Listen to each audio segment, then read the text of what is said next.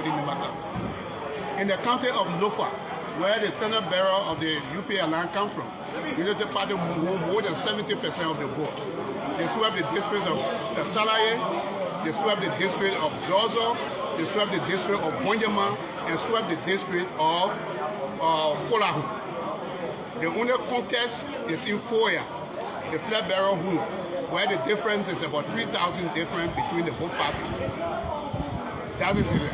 In Bon County, which is another populated county, UP and CDC are at the top, neck to neck. It is assumed that at the end of the day, when all the districts are key and the precincts are reported, UP will have a slight lead, according to the statistics we have. In the county of Bassa, UP and CDC are at the top in Grand Bassa. And in the county of Bomi, UP won a clear victory of more than 80% of the vote. In Cape Mount was the same. In the western county of Bapolo, UP has a clear lead, a comfortable lead in Bapolo. That is it. With more than 90% of the record of count, the 5,890 record of count across all the centers in Liberia available, 90% of it with the UP Alliance. It is clear that the UP Alliance will win a one-round victory. That's the statistics we have. So on the overall, sir, my name is Prince. I will pray for Focus on Liberia TV from the States and Prom FM in Liberia. On the overall, how many counties currently you won as per what is provided to you? They won Maserati. UP won Maserati. One. They won Nimba. They won Magibi. They won Lofa. They won Cape Mount. They won Bomi. 6. And they are winning Bapolo clearly. 7. So 7 candidates. 7 candidates. Out of 15. Yeah. Does that mean you could win 150 out of 15? You got 7 already? Out of 7. And we are neck to neck in Bomi. UP and CDC are neck to neck in Bomi and Grand Bassa. Yeah. In Bon. In Bon and Bassa. You earlier on say you won Nimba. You won Nimba. Decisively. More than 75% of the vote. You won Lofa. So that makes it 8. Yeah. And Lofa makes it 9. Yeah. That's it. So I also like and to... in terms of population, they are the most populated counties you're talking about. In terms of population. I mean, we have counties that got 34,000. What about Monserrado? Where are you standing in Monserrado? Monserrado comfortable 13 districts out of the 17. Makes it 10. Yeah. So we got 5 more to go. So, all right, so I also like with most of the counties we are talking about where the CDC has an advantage is the southeastern counties. And we all know there's no population there. Your name, sir? Jonathan Weeder. Okay.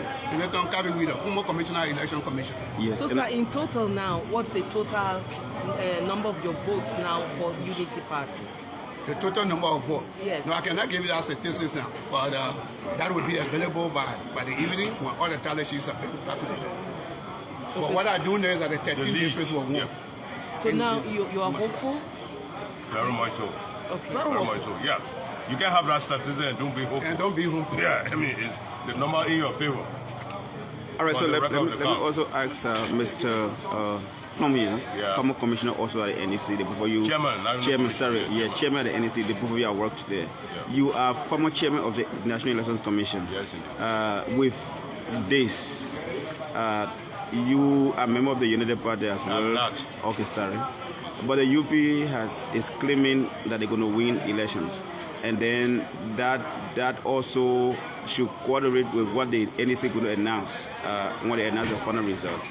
So as former chairman of the commission, what's your advice maybe to the commission or the Liberians who probably might not be favored by the result of the election when it comes up? What's your advice? Our evidence should be based on the record of the count. Okay? The pink sheet that is given to all the parties at each polling place. At the end of the counting, that this is what John Brown received, and that this is what Mary Harris received. Okay? That's your evidence. That tells you your standing. And we have those record of the count. This is what he said. In Maserati, we have clear lead. We have, I think, electoral district. You know, so in Nimba, he told you have 75 to 80%.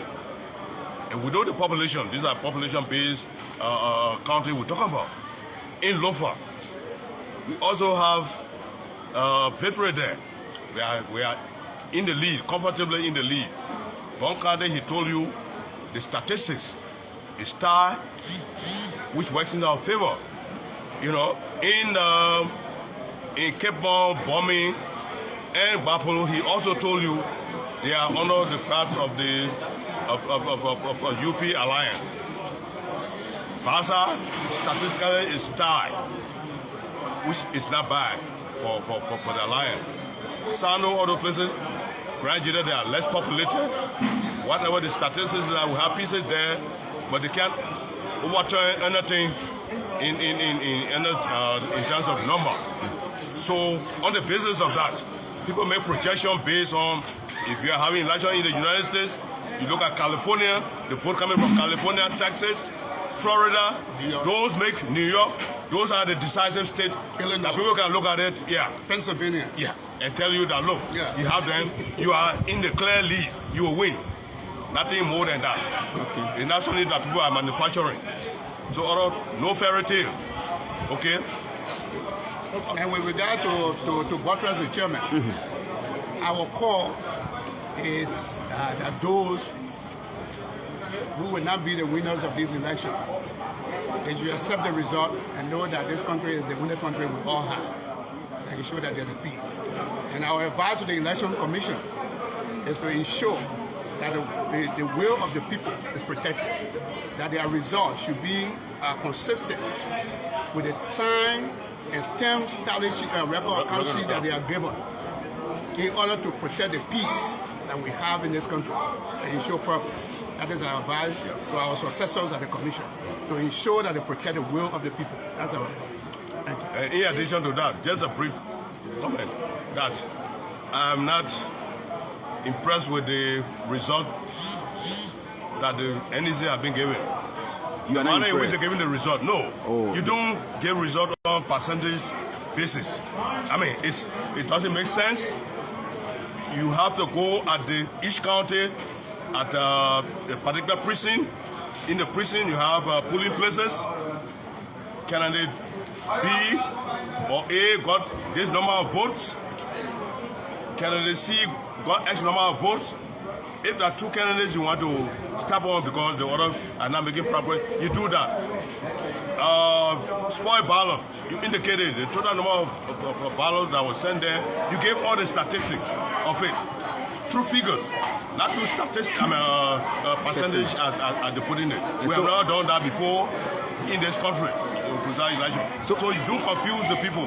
Give them clear-cut understanding of who got what.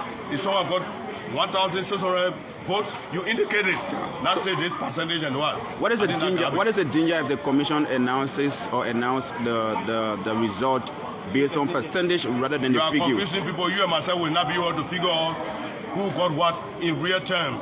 What is the motive you think? Well, you need to ask the commission, but it shouldn't be done that way. And that is all I can say. Okay. I presided over election in this country. He served as commissioner for 16 years. Very, very knowledgeable on election. What we did before, international best practice, it showed that you have to give result in the way that people are, they get a figure. What you get percentage for? For example, like you take the country of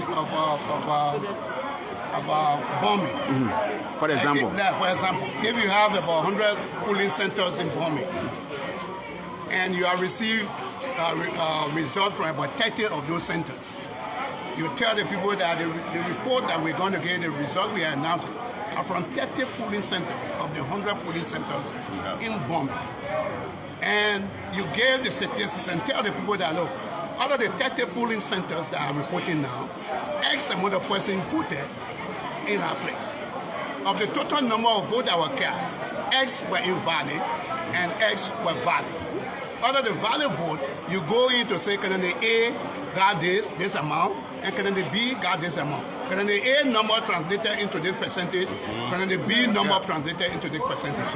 Everybody knows that the next time you are reporting on bombing, you'll be reporting on what? 70 centers that are remaining there, because you are already announced 30. What we saw from the chairperson of the commission yesterday was not that, and it confused a lot of people. these elections, when they talk about that, we talk about free, fair, and transparent. Okay, when you're announcing results, you must make sure that you meet those three criteria.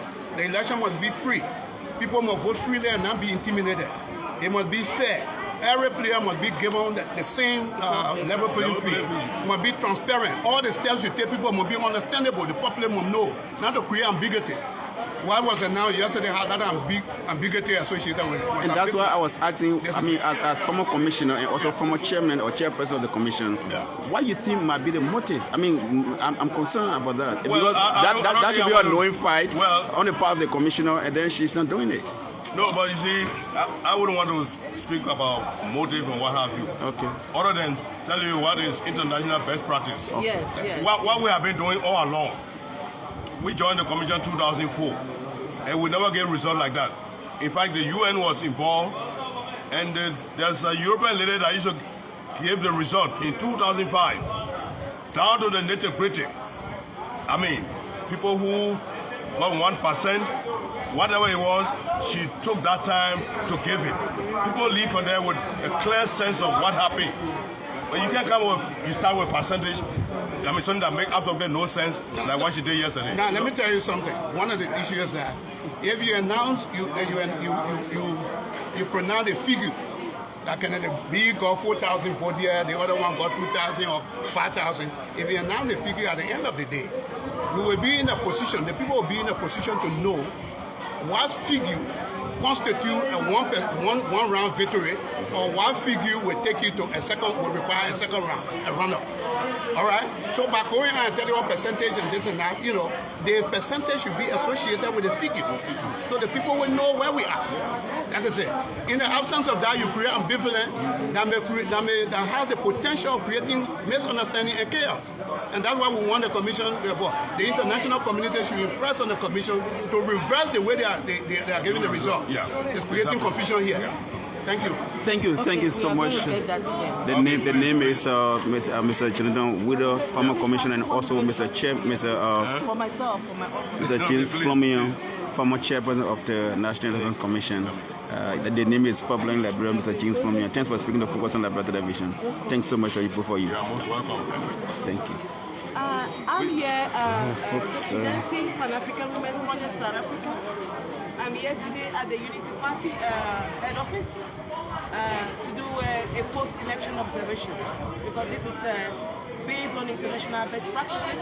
You have the pre-election, you have the post-election. We were on the field, we have our observations. Now, we are here today from each political parties having an appraisal. We want to know what are they saying. Are they satisfied about the results? What's going on? And from here, we're also going to be with the NEC, sitting down with their concerns of these political parties in terms of announcement of results. Thank you so much. Sorry. Thank you so much. Can I ask you one quick question? Come on. Okay.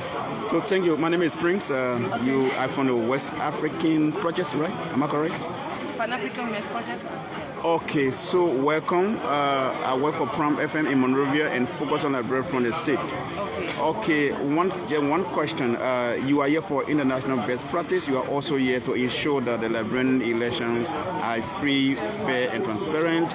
You also here to advise the Commission as to the way forward of the concern of the people. Two persons, one former commissioner and one former chairperson of the Commission, have raised a serious issue that has to do with the announcement of results in percentage. As an observer, observer from outside of Liberia, what could be your own advice to Liberians, the commissioner, and political actors in that direction? Yes, you see, that's why I said, as an international observer, there are different stages of elections. We've passed the first stage now, which the elections was held on Tuesday. Now we've been at the Tally Center. They are doing a collation and of the elections in different countries. Now, yesterday about 4:30, we were there at the conference room at the NEC when Madam Chair went and did the preliminary results. Preliminary means this is not over. Preliminary means This is what we've seen now. Okay, now from what the two gentlemen are saying is that they are not comfortable about the result being announced in percentage. They want a statistics of every particular result should go on the figures. Now, we've not sat down with the Electoral Act of the Liberia. So because every country have an Electoral Act, we need to go back to the NEC after now. Because after now we are going to the CCD, other political parties, and also hear from them in case they have the same complaint. So we don't need to go to NEC and now finish, go here. So we need to get all the facts, then go to them. So we need to know the Electoral Act. What is the Electoral Act saying about announcement of results in Liberia? Because we were at Sierra Leone, they have another way, you know. So in Gabon, they had another way. So we need to know now in Liberia, does the Electoral Act say the result should be announced according to percentage, what, or statistically? Because these are the things we need to look at. And you know, in different countries, Electoral Acts are amended by the parliament. So we need to also know what is the Electoral Act, what's the position of the Electoral Act concerning election announcements. So when we get that statement, then we now ask them specific questions. Now, you have done that yesterday. This is what the people are saying. That this is going to cause a lot of misunderstanding. Now, in our way, so that there will be peace in Liberia.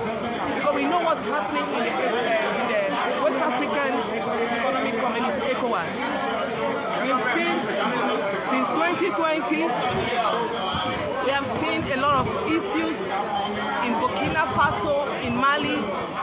We have seen just Niger, we've seen Gabon. So the Liberian election is very sensitive to the ECOWAS bloc. So that's our focus in this election. We don't want this election to end in a coup d'etat. Because where are Liberians going to run to? Are they going to run to Sierra Leone that cannot feed themselves? Are Liberians going to run to Guinea that cannot feed themselves? Or is it Gambia? They don't even have the food. So we are particular about the peace before election. We are particular about the peace during election and after. That's why you see us taking time to go around. So this is all the things we are here to do. So we take it back again to the NEC. Thank you so much. Thank you so much for speaking to me. Finally, what's your assessment of the process so far since you've been here? Yeah. What is your assessment of the electoral process since you've been in Liberia? What's your assessment? Okay. To be fair to the National Electoral Commission, so far, from what we saw on election day, they have been transparent. We were not just there in the morning, like you see, Pan-African Women's Project, we are African. Look at, I'm a black skin, you are a black skin. We are not European Union. We don't stay in hotels and take coffee when the election is going on, and we say, oh, I was there. You understand? Because this is my brother. And anything that happens to my brother happened to me. So Pan-African Women's Project, we deployed 123 short-term observers to the country. 123. 123. And we had long-term, like us, you know, on the supervising. Like I'm the head of it. So we will not say what will cause trouble. We say what is there. The Electoral Commission, as far as Madam Chairperson is concerned, she gave us her words. We told her, you know you're a woman. If the men in other African countries have a lifestyle of manipulating results, you are a mother. You understand? So you cannot do that. And we know she has that credibility. Because she also said to us in 2020, the parliamentary elections, the opposition had the highest. She announced it. So nothing's going to stop her from announcing the winner of the 2022 elections. So that's why we can say that so far, from our observation as Pan-African Women's Project, the National Electoral Commission in Liberia has been very transparent. Look at the tallying. We were there even at midnight at the Congo town. We were there till 11. The party agents were seated, watching. peacefully. And there was no way to like manipulate because they opened the ballot box and pour out the vote and take it. We have the videos. So we were watching everything. The only thing now is that we are also pleading with the Liberians to also have a little patience with the National Electoral Commission so that they can, tally the process well. And we also talking because like this, today there was an issue at the sports center, tally center, where somebody walked in, a politician walked in. We're also pleading with the political class. The politicians should not go to the tally center. No, they cannot go to the tally center. The tally center is not for politicians, it's not for ministers. The tally center are for people, the ad hoc staff, the staff of the NEC, for the media and observers. Because we are talking about transparency here. We don't want politicians to go hanging around any tally center. Thank you so much. What is your name and your position here for the African Pan-African? My name is Dr. Mrs. Eno Odensi. I'm the head of mission of Pan-African Women's Project. Our head office is in Johannesburg, South Africa. And where are you from? Where are you from? Where are you from? Myself? Yeah, yourself. I'm a Nigerian but lives in Johannesburg. Thank you so much for speaking to me. Thank you.